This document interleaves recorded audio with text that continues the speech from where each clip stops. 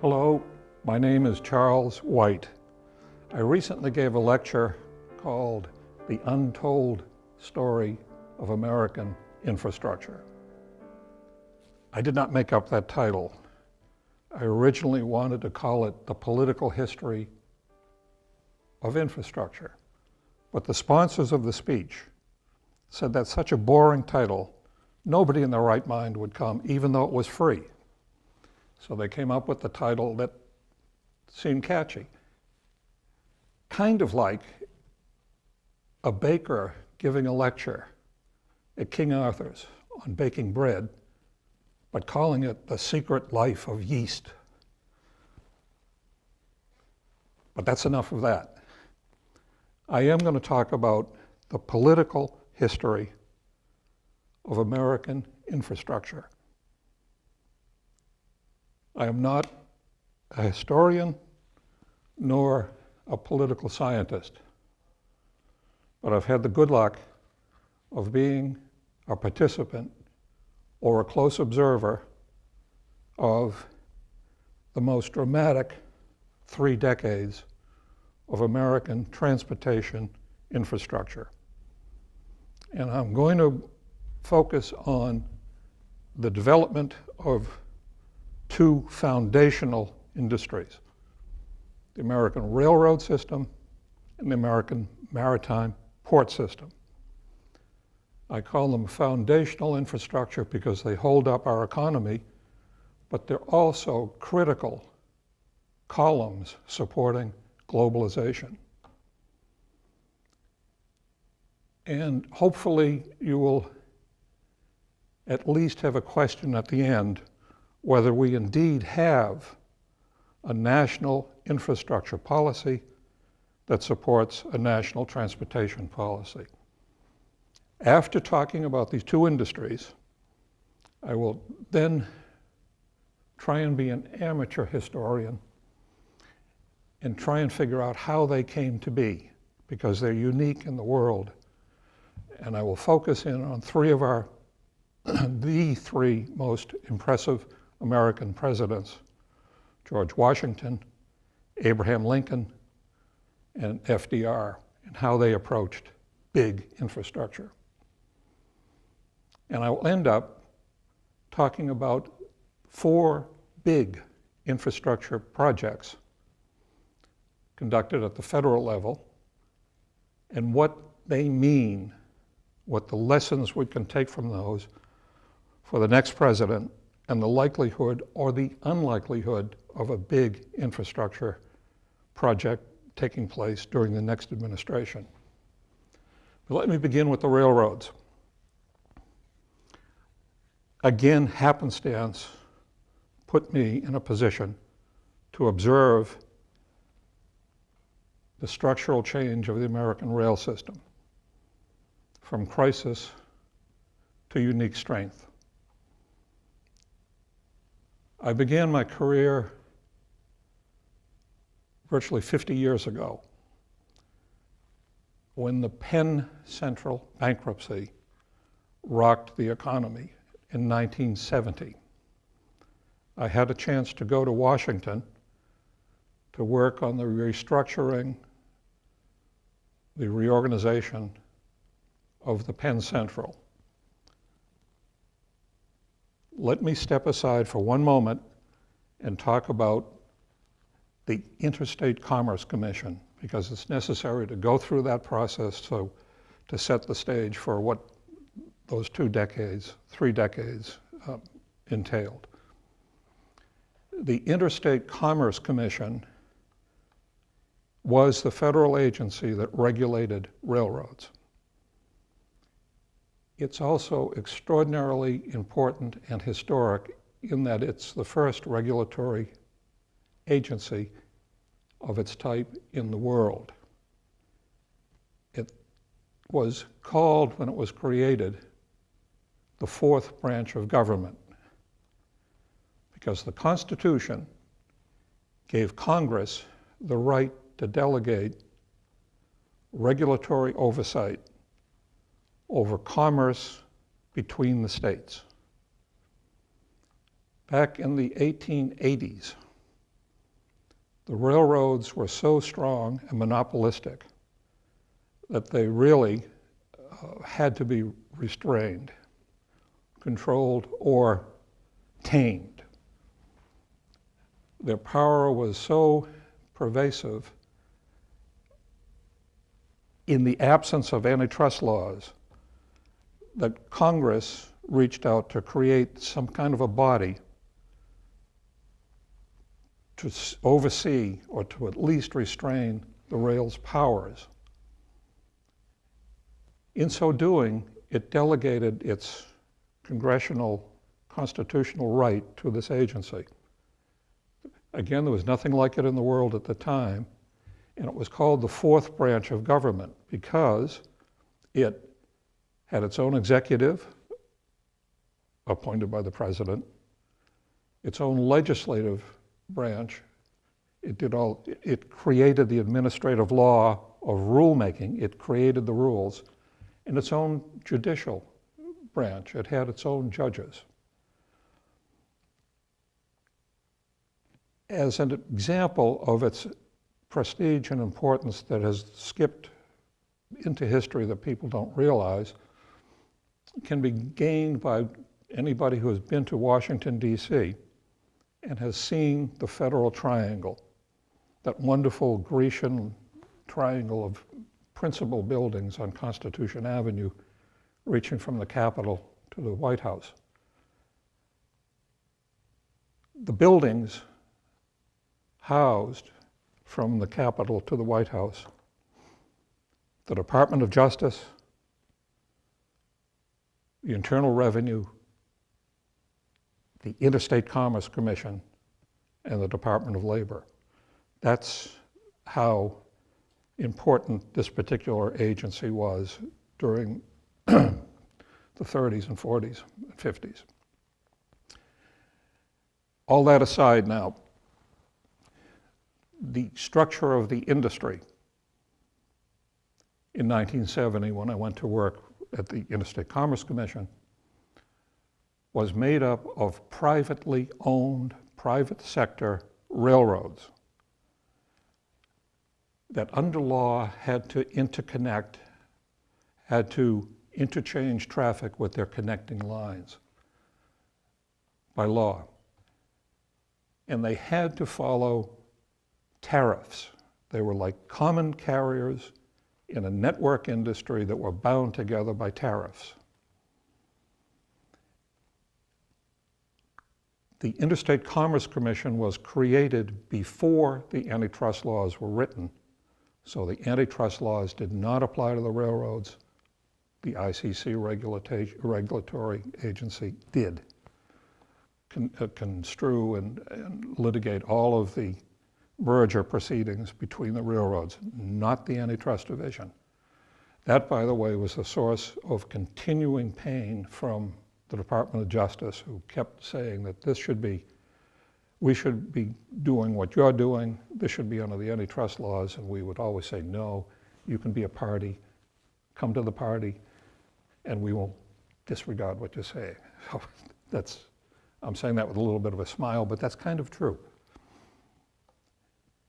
And we had our own bankruptcy law. It existed outside of the regular bankruptcy law. So the Interstate Commerce Commission oversaw the tariffs. You could not favor, the railroads could not favor one shipper over another. They had to go by the tariffs.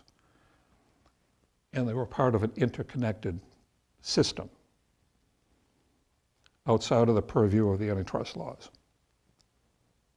1970 saw the biggest bankruptcy to that point in the history of the United States.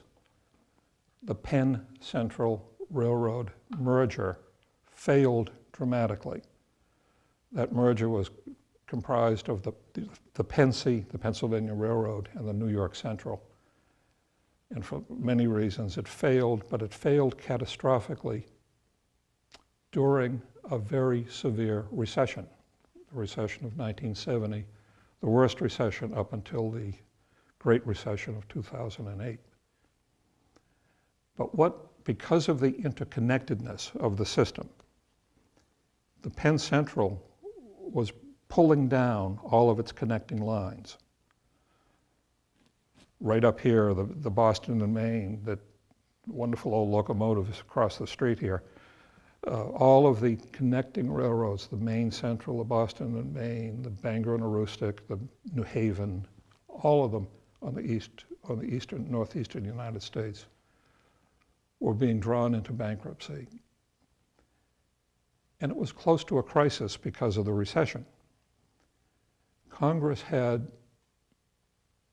three options in front of it. It could nationalize all of the failing railroads because they were failing beyond the reach of the bankruptcy courts to put together. It was huge. It could nationalize the railroads. It could deregulate. Doing so, that would cost an unbelievable amount of federal money in the middle of a deep recession. It could rely on the bankruptcy codes and the working of the agency, shifting traffic around to get it through the recession. Or it could deregulate. It could take the hand of the agency off the railroads and authorize them to solve it by themselves. It chose the latter.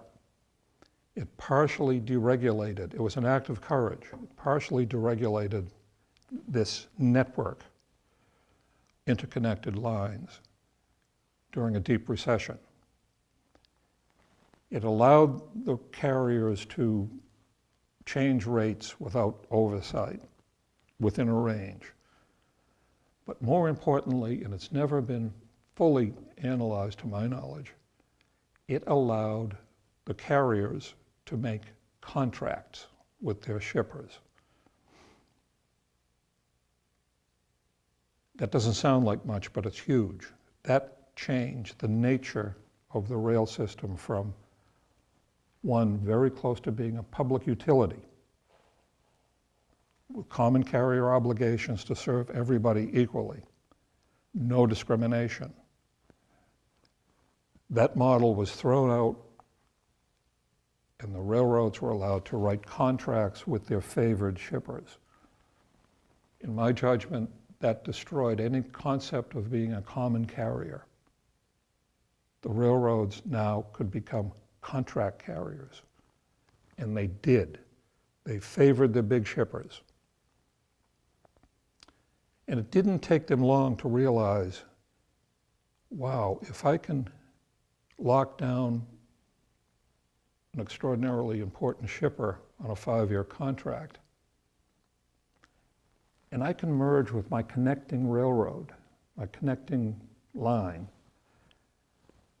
and use that 5-year contract over a longer haul, we can dramatically improve our ability to survive.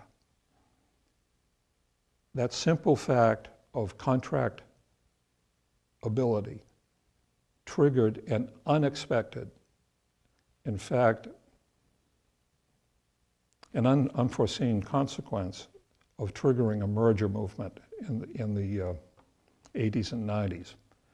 Railroads that connected end to end began to merge outside of the purview of the antitrust laws in the Interstate Commerce Commission litigation department. That process drove 40 plus Class 1 railroads down to 4 giant railroads. 2 in the east,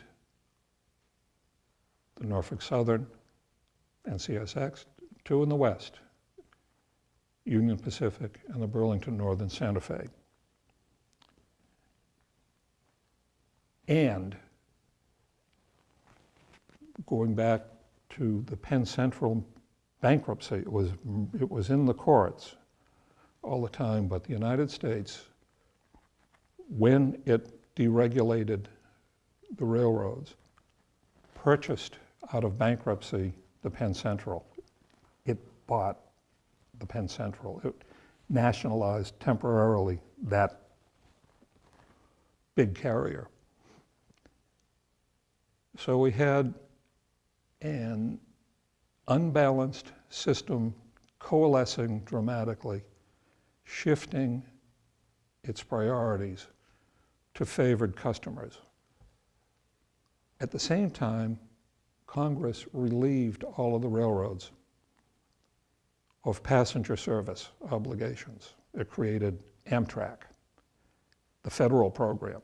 So we have the federal program for passenger service sitting on top of a coalescing freight rail industry that's changing its concept from open access, common carriage, to simply private service. In the mergers that had no end-to-end capabilities or limited capabilities, when those carriers merged, and they did, the surviving carrier would have every reason to favor the most efficient through routes and slough off every duplicating line that wasn't as efficient. So not only did it change its structure, economically, it changed its structure dramatically, physically. It sloughed off the parallel lines to short line railroads who did not have the capability and the capital to be meaningful carriers. So the whole industry changed, and changed outside of the federal government's ability to plan, to make sense out of a system. It was created primarily through the litigation process. Now, I can take just one moment to show you that doing something like that, rather than planning the rail map, has made a less than completely rational rail system. It grew by happenstance. This is just one example of how the litigation worked. If you think for a moment about a railroad map of the United States, the Great Line across the middle with the Union Pacific, the Burlington Northern had the northern tier, the Southern Pacific, a weak sister ready to bankrupt itself along the southern tier. And running from Chicago to Los Angeles was a little gem called the Santa Fe. Now, there was a merger proposal, again, outside of the antitrust laws, in which the Santa Fe sought to acquire the Southern Pacific to create something called the SFSP, the Santa Fe Southern Pacific. But Union Pacific, the big guy through the middle, saw that this was a threat to its ability to be a competitor along the southern tier. At that moment, for that phase, I used to represent the Texas-Mexican Railroad, a very small but very critically important railroad linking the Mexican rail system over Laredo to the US rail system, to the Union Pacific. And we argued, Union Pacific and Tex-Mex argued, that if Santa Fe is allowed to acquire Southern Pacific, that will create virtually a monopoly across the southern tier of the United States, that we could not effectively police over that one border crossing. And we won. We stopped the Santa Fe Southern Pacific merger. Then Burlington Northern, the arch enemy of the Union Pacific, said, ha, we'll acquire the Santa Fe. And they created the big, powerful Burlington Northern Santa Fe, which has now outpaced and replaced the Union Pacific as the principal railroad in the West. All of that shows that we with the Union Pacific won our little litigation, but they lost the war, and the monopoly position and the strength that they had across the middle of the United States. There was no planning in this. This was not an optimal outcome. It was an outcome that happened through litigation. And that really characterized the whole creation of the rail system over the last 20, 25 years. Something else has happened. With the growing needs for freight rail service, the freight railroads have maintained ownership of the physical plant. The great myth is that they are private sector enterprises, they finance it themselves, and you just watch how we operate, and if we get off the track, if I can use that, then you can get us back on. But this is our property. We own it, we maintain it, we finance it, we will build it for the future. The only problem is now that they are coalesced into a small number of carriers. They don't have the physical, financial wherewithal to meet the needs of the country, to meet the needs of a growing economy. I'm not even talking about Amtrak yet. So increasingly, any rail project of any magnitude now results in the carriers coercing the states to join in on the financial growth of the carriers. And they do it quite easily by saying, if you want us to include you in our route system, or if you want us to service your area, you better help us finance it. Public-private partnerships now characterize the American rail system. States like New Hampshire and Vermont, if they want to play in any kind of a significant system coming through, find themselves being coerced into being partners. That's, in reality, that's the situation today. We have a we have a litigation-driven rail system. It is not optimal. It is not, in some instances, even rational, but it's private, and it's increasingly calling on the states and shippers to help maintain it. On top of this, the purely federal part of the rail system, Amtrak, the passenger service, is a third world operation. And you see that at River Junction, maybe one train a day comes through. It's quite embarrassing to go to Europe and ride the high-speed rail and come back and ride Amtrak.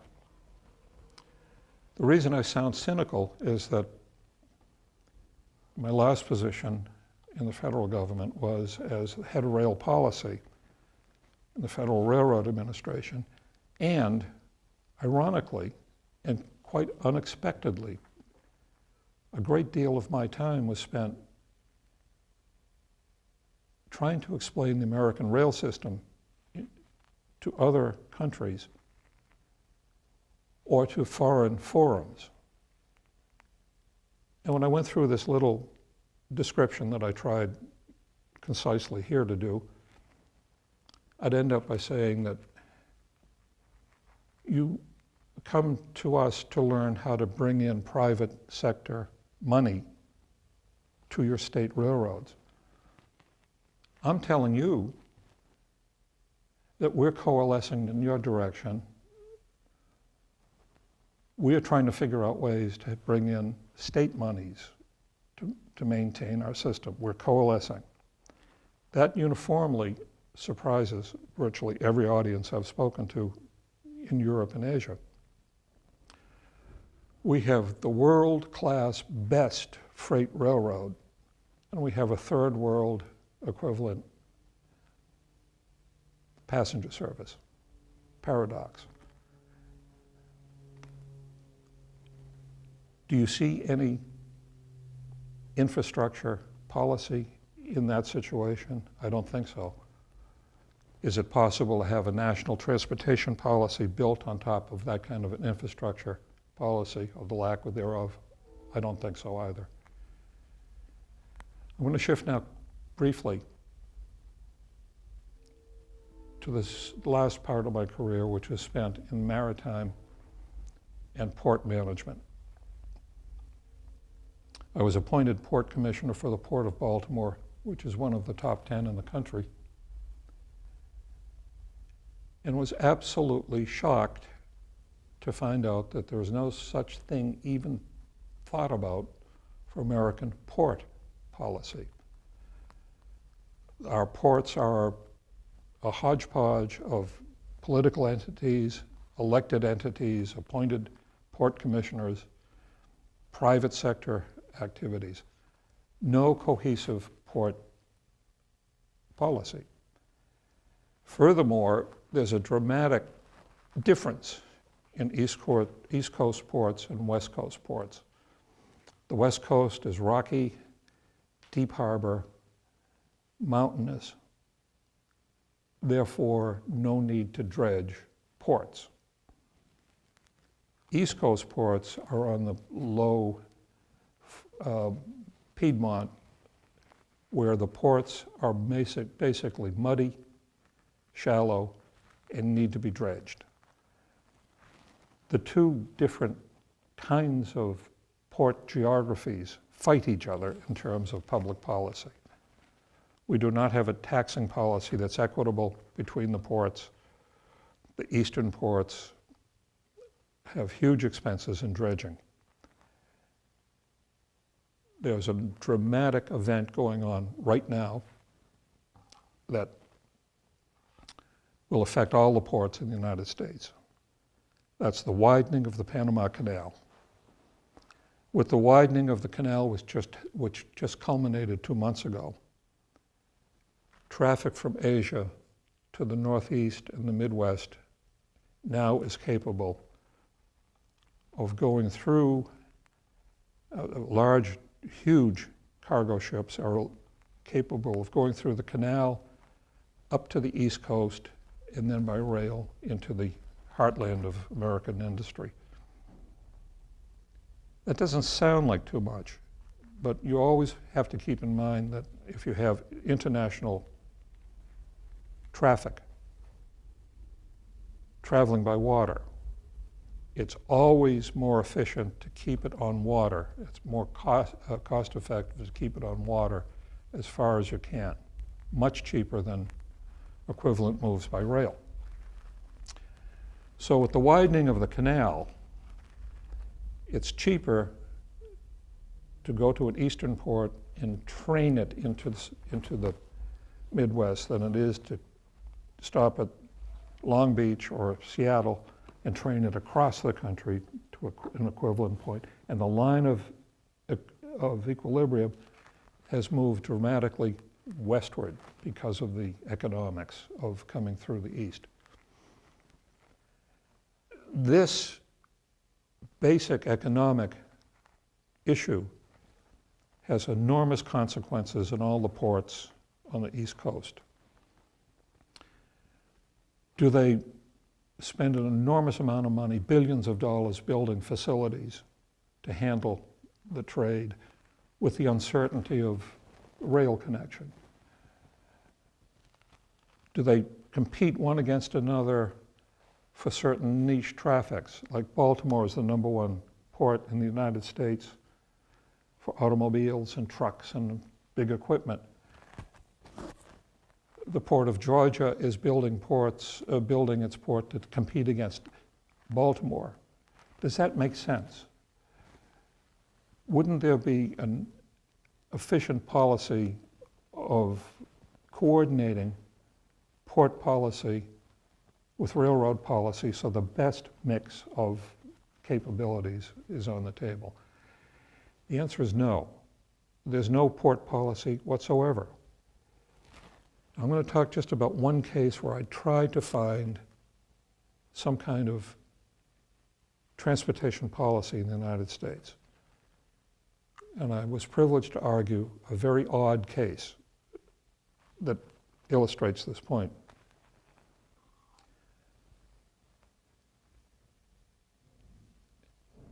just to set it up for you, CSX, one of the big giant eastern railroads, acquired Texas Gas Company, which is a pipeline company of natural gas.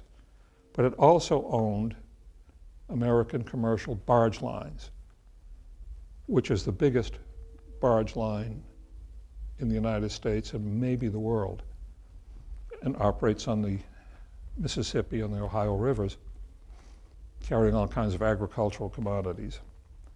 But on the Ohio River, it's a predominant carrier of coal, Appalachian coal, down to the Mississippi and out for export. CSX is a huge coal originator in Appalachia. And the argument against the combination, if this was an antitrust case, would be an intolerable monopoly in the movement of Appalachian coal for export down the rivers. But remember, the antitrust laws don't apply. This is a railroad case. The ICC rules apply. And tucked in the middle of the ICC code is something called the Panama Canal Act. 100-year-old act that people have forgotten about, that was irrelevant for maybe 75 years. And the little line in the Panama Canal Act says, railroads cannot control water carriers, ships, barge lines, water carriers, where the effect would be to reduce competition on the waterway in question. That was written about the Panama Canal when it was first built, not about the Ohio River. And it was written because the railroads were so powerful vis-a-vis the rest of the economy that they could have killed the economic value of the Panama Canal at the very beginning by subsidizing their own ships going through the canal and forcing the rates down to drive off competition. And it worked. And people forgot about the act.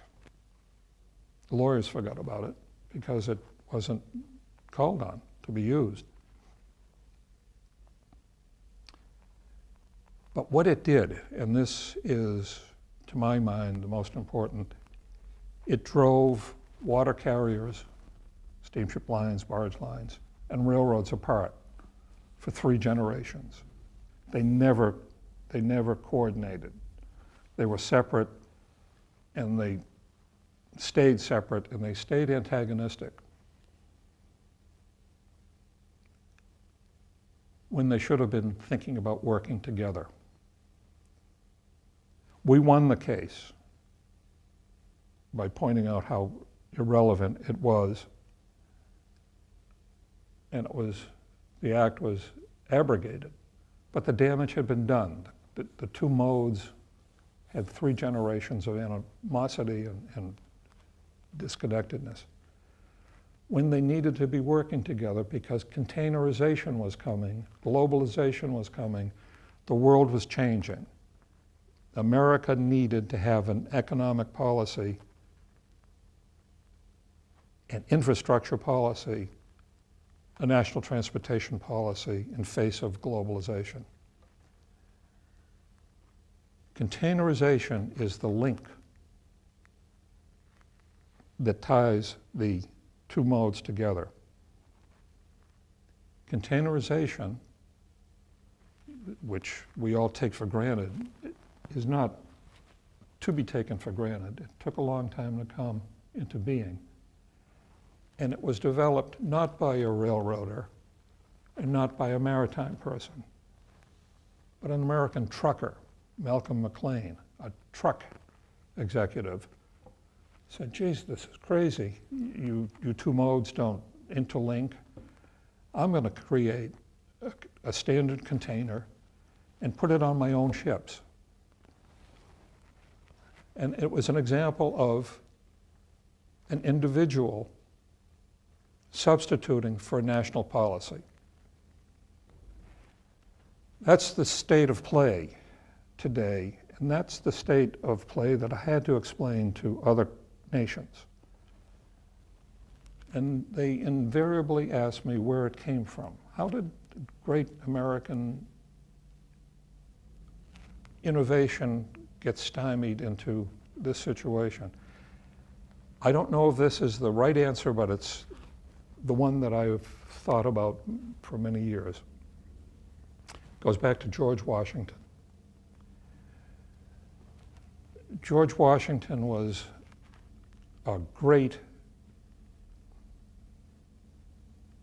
coordinator of opposing viewpoints. He's magnificent in that he was able to balance conflicting arguments and needs. When he became the first president, he had two cardinal rules. We should not have any kind of alliance with any foreign power because we're too weak to afford being in opposition to whoever we would link up with. No alliances, we're on our own. And he's saying that because just on the other side of the Appalachians are British, French, and in the South, Spanish. All of them, if they wanted, really could have undone the revolution in terms of the combat. He also had very antagonistic,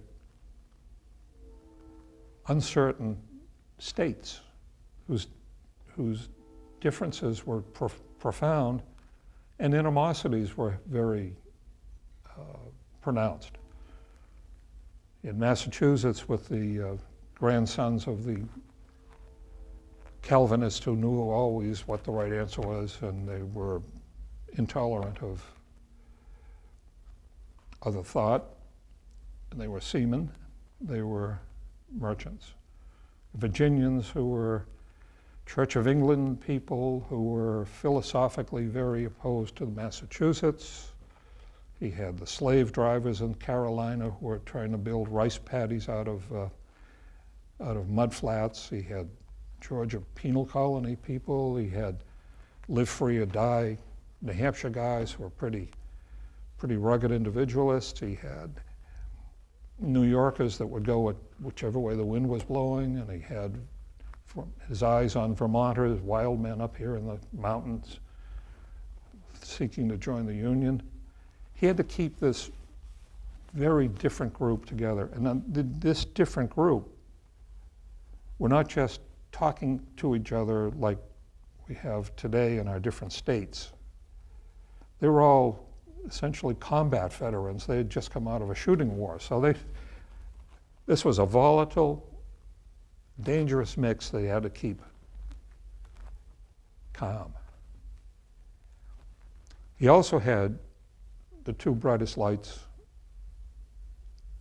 in the country in his cabinet, Jefferson and Hamilton, who had very different approaches about what America should be. Jefferson was a champion of agricultural self-sufficiency, states' rights, we can do it ourselves. Little federal government as possible. We will be together as we need to be. Hamilton, the great author of the Federalist Papers, was a champion of industrializing the future of America. Let's build prosperity. We need a national bank. We need public improvements, infrastructure. Washington had to balance these two and keep the Union together. He had to give Hamilton his request for the bank, the national bank. You couldn't pay your debts, you couldn't raise money, you couldn't have different state currencies, you couldn't have individual debts for the states. If we're a country, he had to put all that together. But I think that Washington saw that that was necessary, but he also had to concede to Jefferson. And what he did was to put his government on hold, delayed, in terms of federal infrastructure. I think his thought was, how can I justify improving the harbor in Boston to the Virginia taxpayers? How can I build a road in Georgia at the cost of New Hampshire taxpayers? I think that is what he did. The reason I'm confident in saying that is to talk about Washington himself, the real person, not the myth. We're all familiar with Parson Weems' story of George Washington cutting down the cherry tree. And there's a myth that after he resigned his commission, he would go back to Mount Vernon and sit under his fig tree and watch the corn grow, and he'd be a gentleman farmer. That's as far from the truth as possible. Washington was a very aggressive and talented businessman. He owned thousands of acres because of his service in the French and Indian War in Western Virginia. He became equivalent to a millionaire because of his land dealings, because of his different plantations. But he also was on the cutting edge of transportation infrastructure before he became president. The cutting edge of that kind of infrastructure at that time, between his leaving the Continental Army and becoming the president, was in canal building. Europe was going through an enormous canal building process, linking all of its rivers together. In the United States, there were terrific programs to build canals to get over the fall line where rivers meet the lowlands. Massachusetts, the Essex Canal, linking what would become Lowell, Massachusetts, to the port of Boston, paralleling the Merrimack River, was a great success, and it was the reason Lowell became the industrial heart of the North.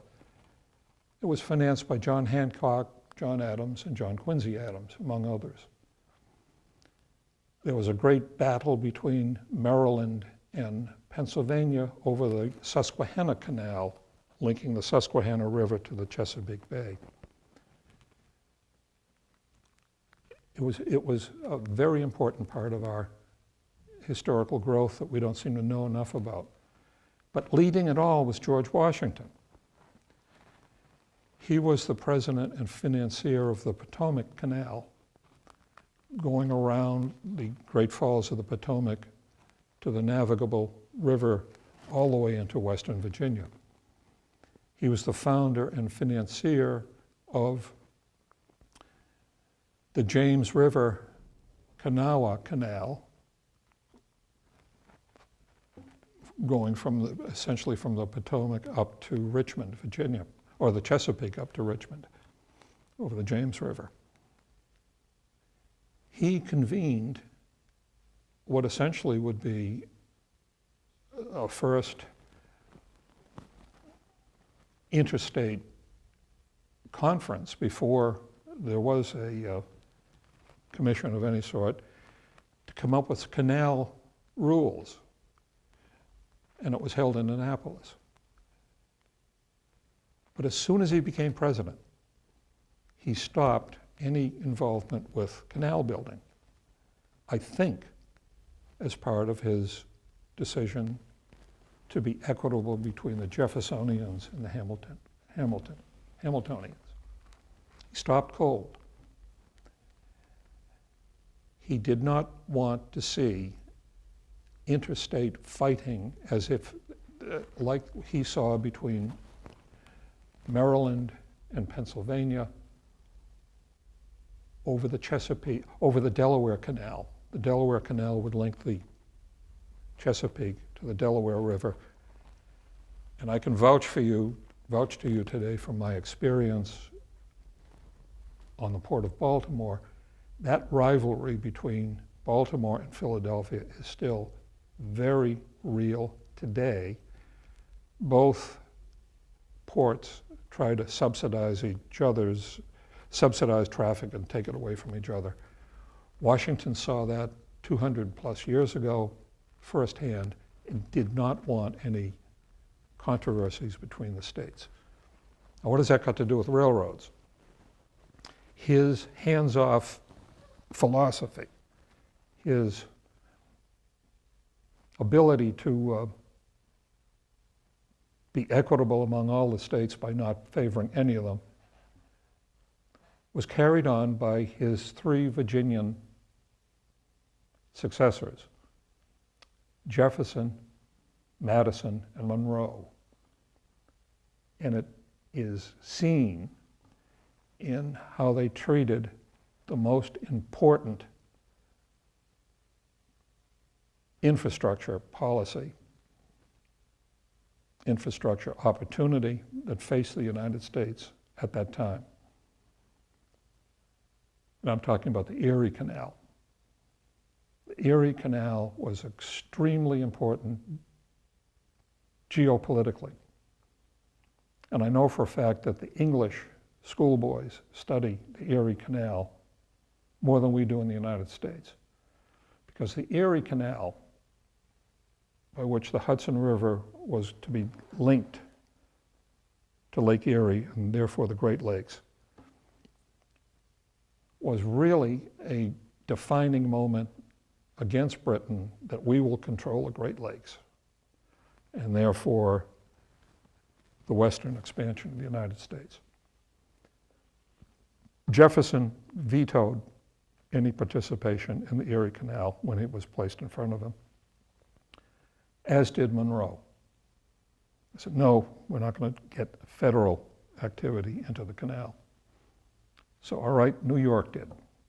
New York financed it. New York became, therefore, New York City became the principal port in the United States on the east. And it still remains there today because of that activity. So Washington's great legacy was to keep the Union together, but at a cost of backing away from infrastructure development. Lincoln, but why is that important to railroads? During that period of restraint from getting involved in physical infrastructure, the most important infrastructure development of the United States happened. The advent of railroads. The first real railroad, the Baltimore and Ohio, essentially obsoleted Washington's Potomac Canal by running a rail along the line up to through the Cumberland Gap up to Wheeling, West Virginia, and therefore linking the head of navigation on the Ohio River. Railroads sprung up all over the place without federal participation. The pattern was created during the period of Washington and the three Virginians' reluctance to get involved in infrastructure. In effect, infrastructure was the first political issue in the United States. It's the politicizing issue of the United States, the first politicizing issue, because Hamilton created a political party to the disgust of Washington when he didn't get his public works program done. So we have a non-federal local rail industry growing when Lincoln was president. Lincoln wanted a westward extension of the rail system to get out to across the Great Plains and out west. But before the Civil War, that issue could not be addressed without looking at slavery. The root of the Western expansion, if it was to be a federal program, would really define the expansion of slave states versus free states. If it went south, there would be an argument that it would create slave states. If it went through the Midwest, you could make an argument that this is just a free state extension. Lincoln grabbed the opportunity during the Civil War to finance and build the link to the West, what we know now as the Union Pacific. In my judgment, he gets praised for building it despite the Civil War, despite being in a crisis, existential crisis. I think it's more proper to say that he built it because of the Civil War. And the reason I say that is he had a complete legislature at his command. The Southerners, the Southern Democrats, has succeeded, and they left Congress. So he could do whatever he wanted with the Congress that he had. And he did a giant undertaking during the height of the Civil War. That leads me next to the next great president that we had, Franklin Delano Roosevelt. You all know about the great public works program that he had during the Depression. He put people to work doing all kinds of things that touched the infrastructure. But he didn't do it because of the infrastructure. He used infrastructure as a means for job creation, for stimulation. But he did do something as important as Lincoln's seizure of the opportunity to build a railroad. FDR, during the depths of the Second World War, where it's not at all certain what the outcome would be, created the mechanism for post-war civil order. In my judgment, he created the infrastructure for the peace that we've had since the end of World War II in the world structure, financial, banking, and trade here in New Hampshire at Bretton Woods, where he called together diplomats from around the free world to create what became the World Bank, the United Nations, International Monetary Fund, trade development. He created something that I think I'd call a strategic international infrastructure. And he added the United States Navy as the guarantor to keep the sea lanes open for trade. Now, why is that important today? It's important because China, as we speak, is creating precisely the opposite kind of a world order system, which mirrors what FDR did at Bretton Woods. China's developing an Asian bank, an Asian development bank, in which it will control what is developed. It is creating physical infrastructure linking itself to Western Europe, Eastern Europe, over the old Silk Road. It's being recreated. Rails are being built across Asia. A maritime Silk Road is being created in terms of ports along the Indian Ocean to Africa. I can vouch for that. I was involved in examining some of these ports. It is virtually building infrastructure throughout Africa to assure the flow of its raw materials. And to offset the United States Navy, it is building a deep water Navy, submarine heavy, to protect its version of its access to raw materials across the South China Sea and the Indian Ocean. And as you know by the news, it's fortifying all the Spratly Islands in the South China Sea. It is doing precisely what Roosevelt did in reverse. It's not acting to have open commerce, it's acting to protect its own commerce. It's a real signal that we should be aware of.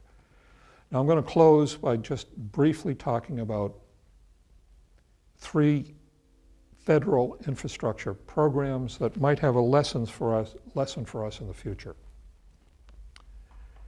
Might be predictors on whether either presidential candidate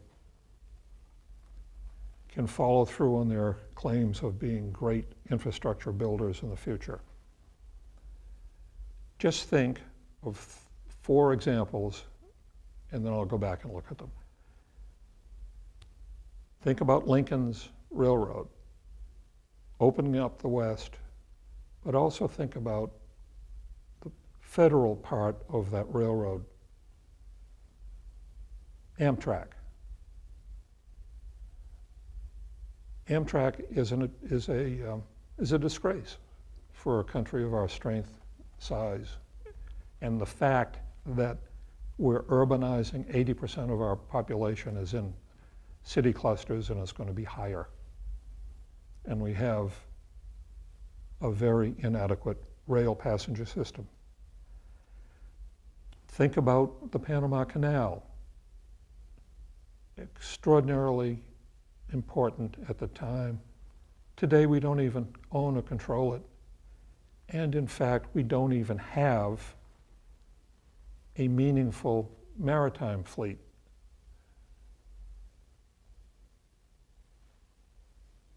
We should be the leading maritime country in the world in terms of our fleet. We have ports on both oceans and the Gulf. There's virtually no American flag carriers outside of the Jones Act carriers, which must carry an American flag if they go from one point in the United States to another, or they're carrying military or humanitarian trade. Interstate highway system was the envy of the world, but now the bridges are falling down and the potholes are there and parts of it are overcrowded. And we led the way in space.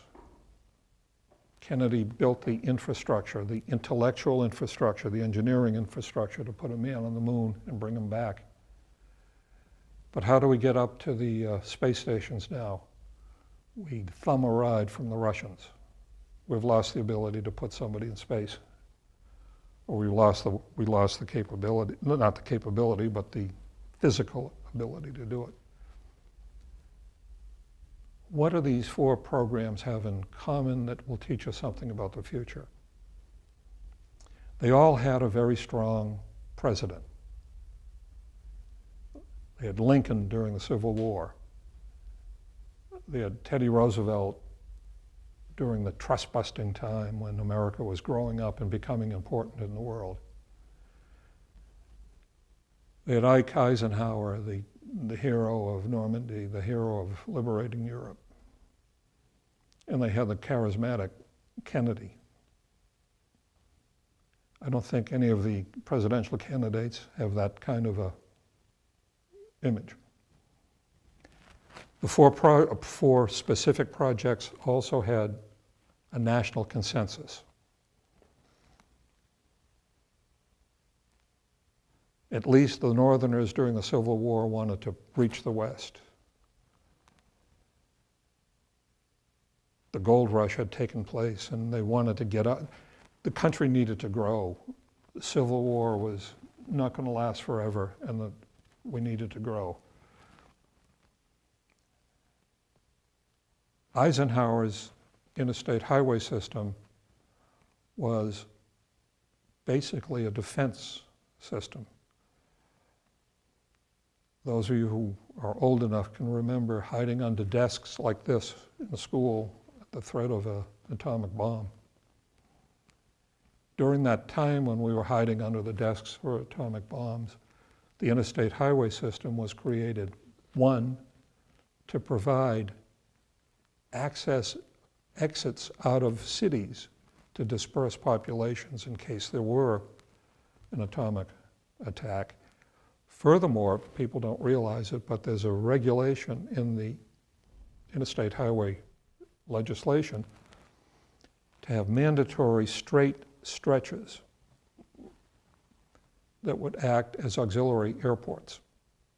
It was a dispersal program, strategically defense-oriented. Same with Kennedy's moonshot. We were directly challenged by the Russians during, again, the Cold War. With Sputnik, we had to show them we could do it.